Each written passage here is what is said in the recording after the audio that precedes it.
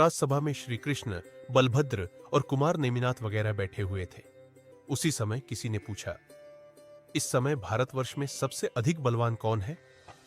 प्रश्न सुनकर कुछ सभासदों ने श्री कृष्ण को ही सबसे बलवान बतलाया। कृष्णचंद्र भी अपनी बलवत्ता की प्रशंसा सुनकर बहुत प्रसन्न हुए। पर बलभद्र बलराम ने कहा कि इस समय कुमार नेमिनाथ से बढ़कर कोई अधिक बलवान नहीं है। उनके शरीर में बचपन से अतुल्य बल है।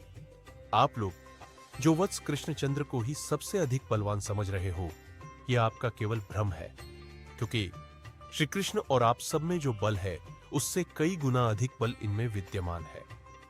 बलराम के वचन सुनकर श्री कृष्ण के पक्षपातियों को बड़ा बुरा मालूम हुआ। श्री कृष्ण भी अब तक पृथ्वी पर अपने से बढ़कर किसी दूसरे को बलवान नहीं समझते थे, इसलिए उन्होंने भी बलराम जी के वचनों में असम्मति प्रकट की। अब धीरे धीरे परस्पर का विवाद बहुत बढ़ गया। तब युवराज नेमिनाथ और श्री कृष्ण के बल की परीक्षा करनी निश्चित हुई। यद्यपि युवराज नेमिनाथ इस विषय में सम्मत नहीं थे, तथापि बलराम वगैरह के आग्रह से उन्हें इस कार्य में शामिल होना पड़ा। उन्होंने हंसते हुए कहा, यदि कृष्ण मेरे से बलवान है तो सिंहासन पर से हमारे इस पांव को चल विचल कर दे। ऐसा कहकर उन्होंने सिंहासन पर पैर जमा दिया। श्री कृष्ण ने उसे चल विचल करने की भारी कोशिश की, पर वे सफलता प्राप्त न कर सके। इससे उन्हें बहुत ही लज्जित होना पड़ा।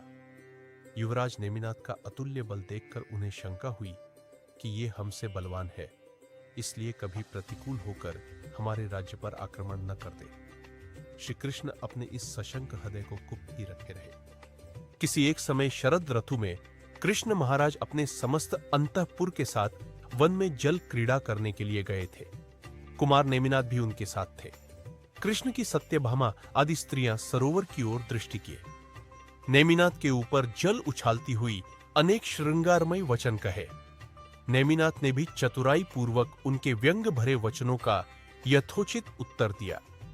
जल क्रीड़ा कर चुकने के बाद कुमार नेमिनाथ सत्यभामा से कहा, तुम मेरी इस गीली धोती को धो डालो। तब सत्यभामा क्रोध से भौं टेढ़ी करती हुई बोली, आप वे श्री कृष्ण नहीं है जिन्होंने नाग शैया पर चढ़कर लीला मात्र में सारंग नाम का धनुष चढ़ाया और दिशाओं को गूंजा देने वाला 5 जन्य शंख बजाया था। यदि धोती धुलाने का शौक है तो किसी राजकुमारी को क्यों नहीं विवाह लेते? सत्यभामा के ताना भरे वचन सुनकर नेमिनाथ को कुछ क्रोध हो आया, जिससे वे कहां से लौटकर आयुधशाला में गए और सबसे पहले नागशैया पर चढ़कर सारंग धनुष की प्रत्यंचा चढ़ाई, फिर दिशाओं को गूंजा देने वाला शंख बजाया। श्री कृष्ण कुछ राज्य संबंधी कार्यों के कारण इस सबसे पहले ही नगरी में लौट आए थे। जिस समय नेमिनाथ ने धनुष चढ़ाकर शंख बजाया था, उस समय वे कुसुम चित्रा नामक सभा में बैठे हुए कुछ आवश्यक कार्य कर रहे थे। जो ही वहां उनके कान में शंख की विशाल आवाज पहुंची, त्यों ही वे चकित होते हुए आयुधशाला को दौड़े। वहां उन्होंने कुमार नेमिनाथ को क्रोध युक्त देखकर मीठे शब्दों में शांत किया और पास में किसी पुरुष से उनके क्रोध का कारण पूछा। उसने सत्यभामा आदि के साथ जल क्रीड़ा संबंधी सब समाचार कह सुनाए और बाद में सत्यभामा के मर्मभेदी वचन भी कह दिए। सुनकर श्री कृष्ण कुछ मुस्कुराए।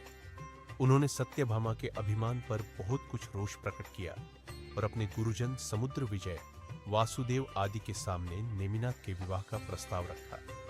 जब समुद्र विजय आदि ने हर्ष सहित अपनी अपनी सम्मति दे दी, तब श्री कृष्ण ने जूनागढ़ जाकर वहां के उग्रवंशी राजा उग्रसेन से जयावती रानी से उत्पन्न हुई कन्या राजमती की प्रार्थना कुमार नेमिनाथ के लिए की। राजा उग्रसेन ने कृष्णचंद्र के वचन सहर्ष स्वीकार कर लिए, जिससे दोनों ओर विवाह की तैयारियां होने लगी।